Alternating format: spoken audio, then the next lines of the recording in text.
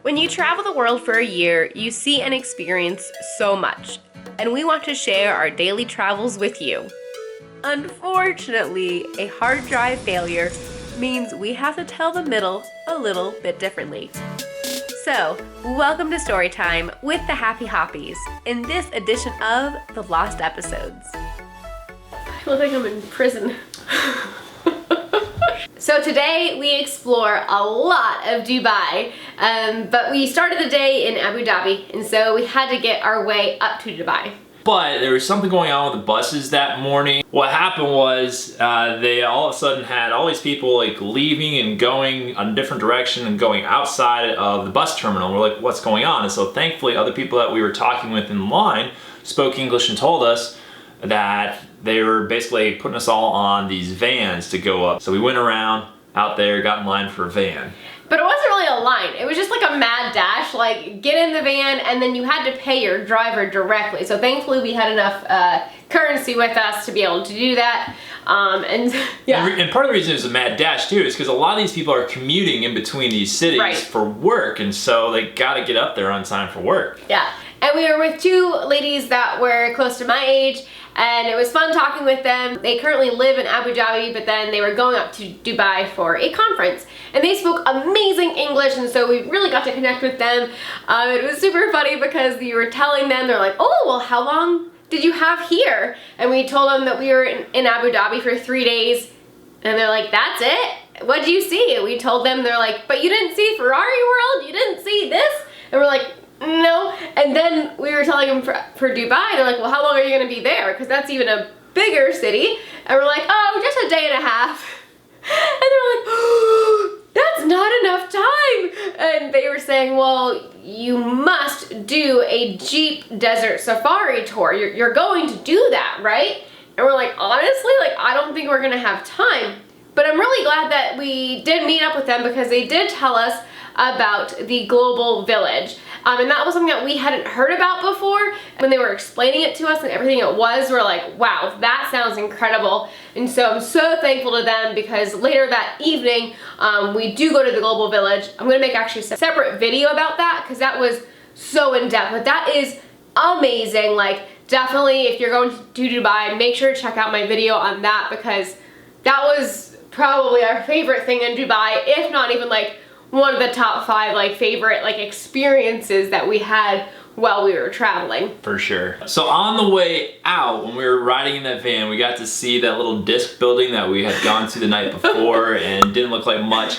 It looked a little bit more like the picture in the daytime, but I mean, it still wasn't the right angle from the highway. And you know, it wasn't reflecting quite as brilliant as it was in the picture in the magazine. Yeah. Of course. But you know, you get to see a little glimpse of what it should look like, at least on the way out. You mean we didn't have to come down here at night and then hitchhike our way back from here? So anyways, we saw it twice.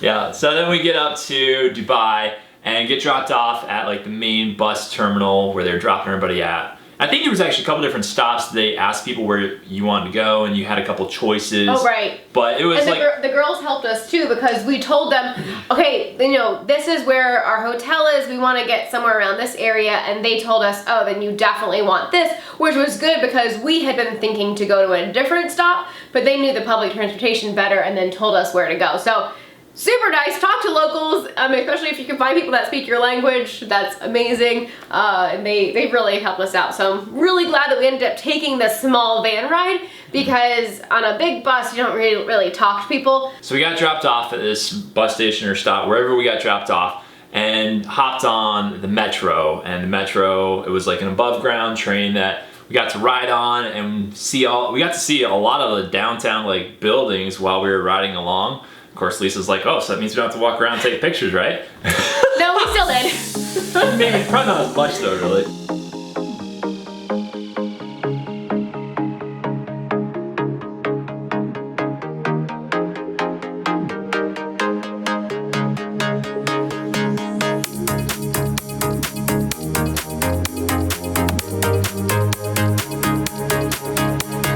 So when we got off the metro, there were a couple kiosks there that you can like order different foods and different items from. but it was a digital display, so it's not like it was glass that you were looking through and saw the actual products. It was just a digital display that you can kind of scroll through, like a virtual reality type thing, order what you want, and then it spits it out. Or I think there might have been some things where it would like ship it to your address based on where you were, depending on the item. But yeah, it was really cool. It was something interesting that I'd never seen before anywhere else. Yeah, United Arab Emirates is like so high tech, and it's just like so cool to see everything. And it was too early to get checked in yet, so we just left our luggage with them, so we didn't have to carry that around out in the heat all day, and then took off to go explore more of the city. Yeah, and we saw a lot, and we walked a lot this day. Very first stop that we did was the Mall of the Emirates. And this is like the iconic mall.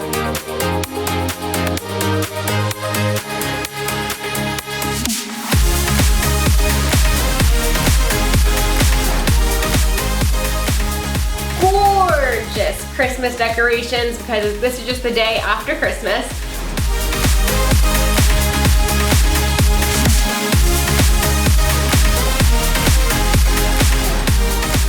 They have an indoor skiing and tubing area. And so they have this glass that you could like look through and see people. The pictures don't show up very well on his camera.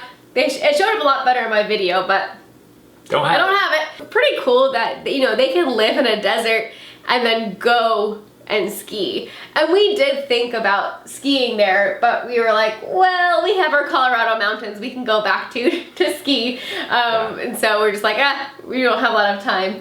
And we'd skied on like fake terrain before at Liberty University where we went to college. Yeah. And you know, we weren't like the biggest fans. I mean, it's okay, but it's not the same as the real thing.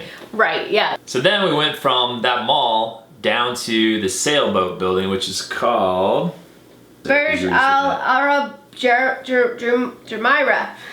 Jumeirah. Yeah, we're butchering it. Yeah, so sorry. But like on Google it says it's 5-star, but I'm pretty positive that this is considered a 7-star. Like, we didn't even get to go inside. You have to be a guest or book a spa appointment to actually be able to go in.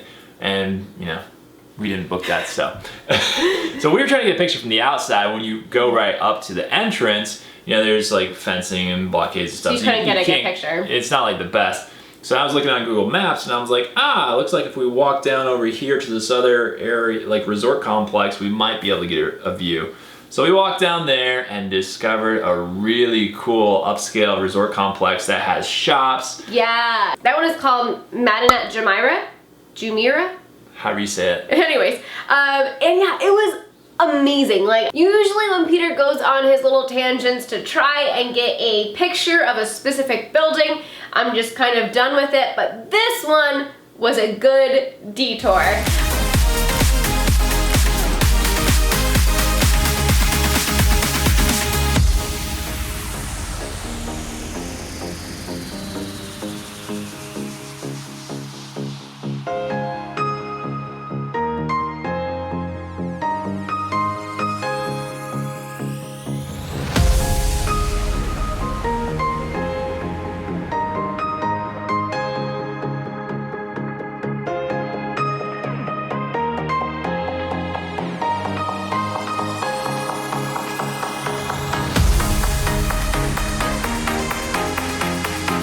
And so he then was asking people like, okay, where do I go to get a good picture of the sailboat building?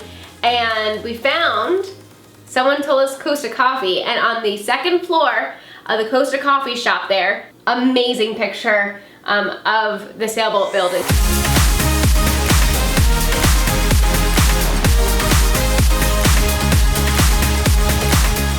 He still wasn't sure he had the best picture, so here's the building, here's where we were, and he went to this side of it and went to a public beach over here.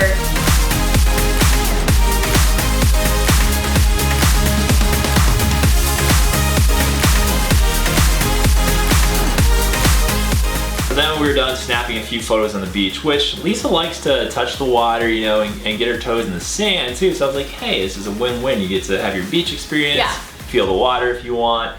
So we went down there, did that. I think you had to find a restroom. Yeah, I remember I really had to go to the bathroom, like really bad. I couldn't find a bathroom anywhere. And then I finally found one and it was like locked for the season or something. Waited in a bus stop that was totally enclosed and had like it was air conditioned. It was crazy. And there was this dude that came up and was trying to sell us some iPhones or something. Yeah. But anyway, we eventually got on a bus and went down to the Dubai Marina. And they have this really nice little walkway that goes around the marina, so you can enjoy the boats, the water, and all these cool buildings that are around that little inlet there. And there are people going by on like yachts or like mini boats and party cruises.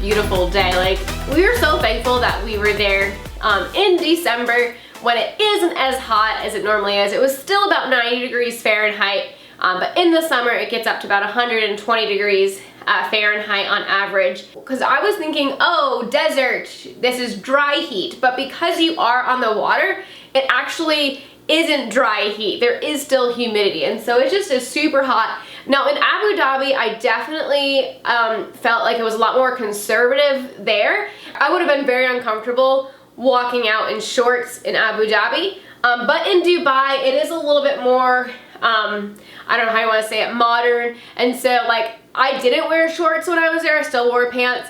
But I would have felt more comfortable wearing shorts there, just in case you're going and just kind of want to know like the culture and stuff like that. So then after we were done walking around, or almost done walking around the marina, we saw a little grocery store, and so we stopped in to get a snack, especially for Lisa. We've been walking quite a bit, so got a little snack for dinner, plus we had something else to do that night, so got some food, and then went back down to our hotel. Yeah, so then we were able to put our luggage into our room, and the hotel was like actually like an apartment, and it was $77 per night. Like, that was one of the most expensive hotels we had up to that point. When you say it now, it sounds like that's super cheap. You know, we forgot like how expensive hotels were in the US. And in our year travel, our average that we spent on a hotel was $38 per night. So this was almost double the average, and so we felt like we were splurging. But that's also why we only spent one night in Dubai. So anyway, we got all checked in, settled in, and then turned right around and took an Uber out to the Global Village. And we'll cover that in the next video. It is awesome. Definitely stay tuned.